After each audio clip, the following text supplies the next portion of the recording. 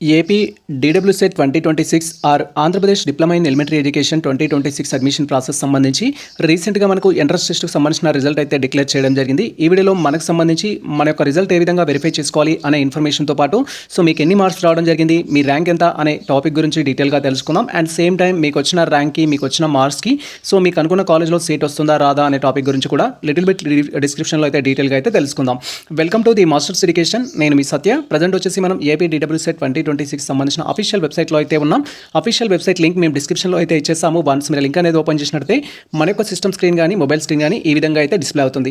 ఎవరైతే AP DWCET 2026 సంబంధించిన entrance test రాసిన ఆస్పిరెంట్స్ ఉన్నారో మీరు మీ యొక్క డీటెయిల్స్ ద్వారా లాగిన్ అయ్యి రిజల్ట్ అయితే వెరిఫై చేసుకోవాలి. సో రిజల్ట్ వెరిఫై చేసుకోవడానికి ఇక్కడ లాగిన్ అనే ఆప్షన్ అయితే ఉంటుంది. క్యాండిడేట్ లాగిన్ అనేది ఈ ఆప్షన్ పైన క్లిక్ చేయాలి. వన్స్ మనం క్యాండిడేట్ లాగిన్ ఆప్షన్ పైన క్లిక్ చేయగానే నెక్స్ట్ ట్యాబ్లో మీకు సంబంధించిన డీటెయిల్స్ అయితే ఎంటర్ చేయమంటుంది.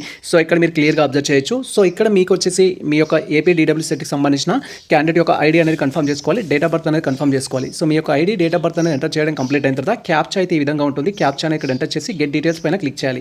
వన్స్ మీ డీటెయిల్స్ అనేది ఎంటర్ చేసి గెట్ డీటెయిల్స్ పైన క్లిక్ చేయగానే నెక్స్ట్ ట్యాబ్లో మనకు స్టూడెంట్స్ సంబంధించిన ప్రొఫైల్ అయితే డిస్ప్లే అవుతుంది. ఇఫ్ రిజల్ట్ చూసుకోవడంలో మీకు ఎటువంటి ప్రాబ్లం ఉన్నా కూడా సో మీరు డైరెక్ట్గా ఇన్స్టాగ్రామ్ ద్వారా కానీ, టెలిగ్రామ్ ద్వారా కానీ, మెయిల్ ఐడి ద్వారా కానీ కాంటాక్ట్ అయినట్టయితే మీ రిజల్ట్ అనేది వెరిఫై చేయడంతో పాటు మీకు సంబంధించిన క్వశ్చన్ పేపర్ డౌన్లోడ్ చేసి మీకు సెండ్ చేయడం అయితే జరుగుతుంది. సో మీకు రిజల్ట్కి సంబంధించి ఎటువంటి ఇష్యూస్ ఉన్న, టెక్నికల్ ఇష్యూస్ అనేది డైరెక్ట్గా మమ్మల్ని కాంటాక్ట్ అవ్వండి. ప్రజెంట్ అయితే మాకు సంబంధించి క్యాండిడేట్ యొక్క ID, date of birth, same time మాకు సంబంధించిన ఈ సెక్యూరిటీ క్యాప్చా అనేది ఇక్కడ ఎంటర్ చేసి గెట్ డీటెయిల్స్ పై అయితే క్లిక్ చేస్తున్నాము.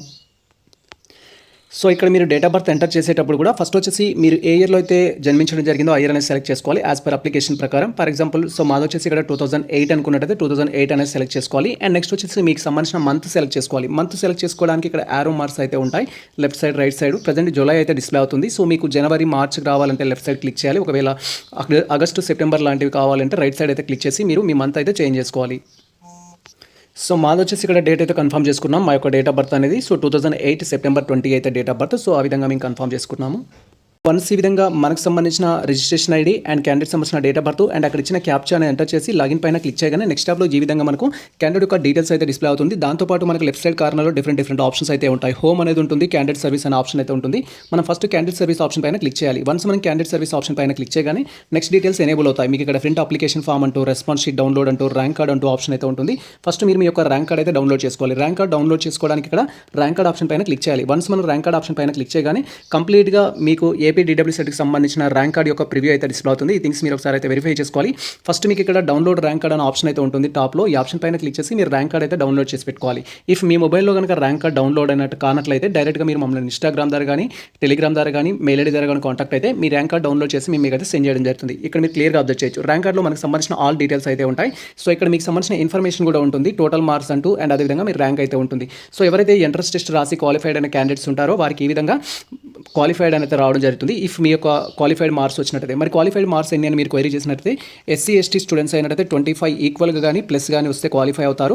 అదేవిధంగా బీసీ ఓసీ స్టూడెంట్స్ అయినట్టయితే ఖచ్చితంగా వచ్చేసి ఏంటంటే 35 ఈక్వల్గా కానీ ప్లస్ అయితే రావాల్సి ఉంటుంది. ఇలా మార్క్స్ వచ్చిన వాళ్ళు మాత్రమే క్వాలిఫై అవుతారు. మీరు బీసీ ఓసీ స్టూడెంట్స్ అయ్యి ఉండి 35 కంటే తక్కువ వచ్చి ఉంటే మీకు ఇక్కడ నాట్ క్వాలిఫైడ్ అని అయితే ఉంటుంది. సేమ్ టైం ర్యాంక్ అయితే మెన్షన్ చేయరు.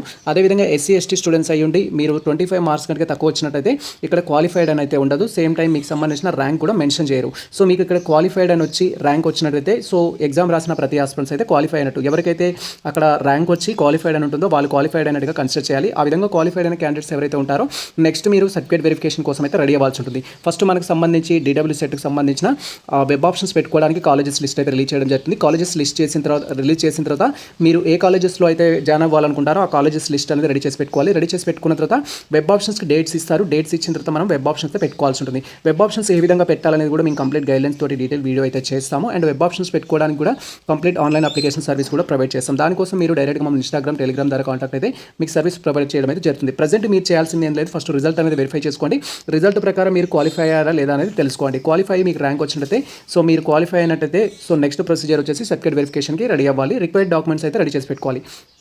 అండ్ క్వాలిఫైడ్ కాని క్యాండిడేట్ పరిస్థితి ఏంటి సార్ అని మీరు క్వైరీ చేసినట్లయితే ఎవరైతే ఎంట్రన్స్ టెస్ట్ రాసి క్వాలిఫైడ్ క్యాండిడేట్స్ ఉంటారో సో వారికి ఈ ఇయర్లో మీకు అడ్మిషన్ ప్రాసెస్ అయితే ఉండదు. సో ఎవరైతే క్వాలిఫైడ్ అయిన క్యాండిడేట్స్ ఉంటారో మీరు నెక్స్ట్ ప్రాసెస్కి అయితే మూవ్ ఆన్ కావచ్చు.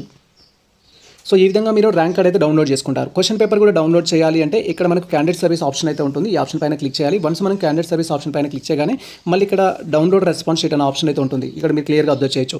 ఈ యొక్క రెస్పాన్స్ షీట్ ఆప్షన్ పైన క్లిక్ చేయగానే మీకు సంబంధించిన క్వశ్చన్ పేపర్ డౌన్లోడ్ చేసుకోవడానికి ఆప్షన్స్ అయితే ఎనేబుల్ కావడం జరుగుతుంది. సో ఇక్కడ డౌన్లో మీరు క్లియర్గా అబ్జర్వ్ చేయొచ్చు. మీరు ఏ సబ్జెక్ట్కి అయితే రాయడం జరిగిందో ఆ సబ్జెక్ట్ సంబంధించిన రెస్పాన్స్ షీట్ అయితే ఇక్కడ మీరు click to download response sheet option పైన క్లిక్ చేసి మీ యొక్క own question paper with answer key తోటి అయితే డౌన్లోడ్ చేసుకోవడానికి అవకాశం అయితే ఉంటుంది. సో ఇక్కడ మీరు క్లియర్గా అబ్జర్వ్ చేయొచ్చు. వన్స్ మనకు సంబంధించి డౌన్లోడ్ రెస్పాన్స్ షీట్ పైన క్లిక్ చేయగానే నెక్స్ట్ టాబ్లో ఈ విధంగా మీ యొక్క హాల్ టికెట్, క్యాండిడేట్ యొక్క నేమ్, మీరు ఏ సెంటర్లో రాశారు, ఏ డేట్లో రాశారు, ఏ సబ్జెక్ట్ రాశారు అనే ఇన్ఫర్మేషన్తో పాటు మీ యొక్క కంప్లీట్ క్వశ్చన్ పేపర్ అయితే డిస్ప్లే అవుతుంది. ఇక్కడ రైట్ సైడ్ కార్నర్లో ప్రింట్ అనే ఆప్షన్ అయితే ఉంటుంది. ప్రింట్ ఆప్షన్ పైన క్లిక్ చేసి ఫస్ట్ మీ యొక్క క్వశ్చన్ పేపర్ని ప్రింట్ తీసి పెట్టుకోండి లేదా పీడిఎఫ్ ఫార్మాట్లో సేవ్ చేసి పెట్టుకోండి. సో తర్వాత మనకు ఈ యొక్క ఆఫీషియల్ వెబ్సైట్ నుంచి రెస్పాన్స్ షీట్ని అయితే రిమూవ్ చేయడం జరుగుతుంది.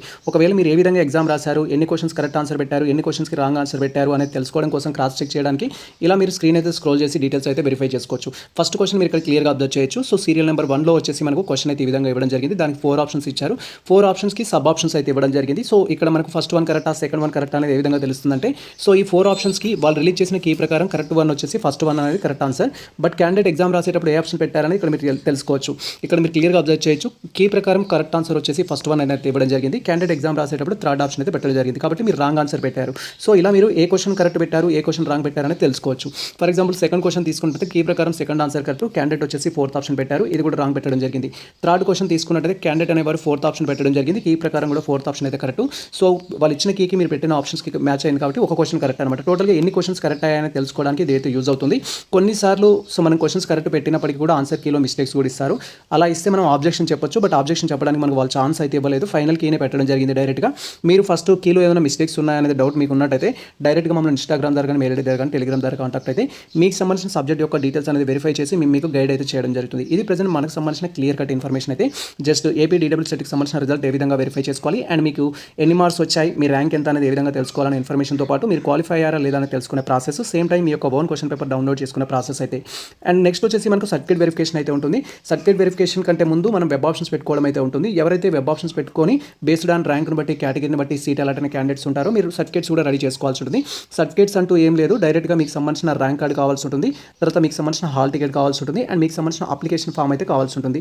ఏపీ DWSET సంబంధించి ఆ మూడు అనేది మీరు రెడీ చేసుకోవాలి. సో ఇక్కడ మీరు క్లియర్గా అబ్జర్వ్ చేయొచ్చు. ఫస్ట్ ఏపీ DWSETకి సంబంధించిన రిలేటెడ్ డాక్యుమెంట్స్ అనేది ర్యాంక్ కార్డ్ అనేది ఉంటుంది, హాల్ టికెట్ అనేది ఉంటుంది, సేమ్ టైం మీకు సంబంధించిన సో అప్లికేషన్ ఫామ్ అనేది ఉంటుంది. ఈ 3 థింగ్స్ అయితే కావాలి. తర్వాత SSC మెమో అనేది కావాల్సి ఉంటుంది, ఇంటర్మీడియట్ మెమో అనేది కావాల్సి ఉంటుంది, షార్ట్ మెమో కానీ రిజల్ట్ ప్రింట్ కానీ అయినా ఉన్నా సరిపోతుంది.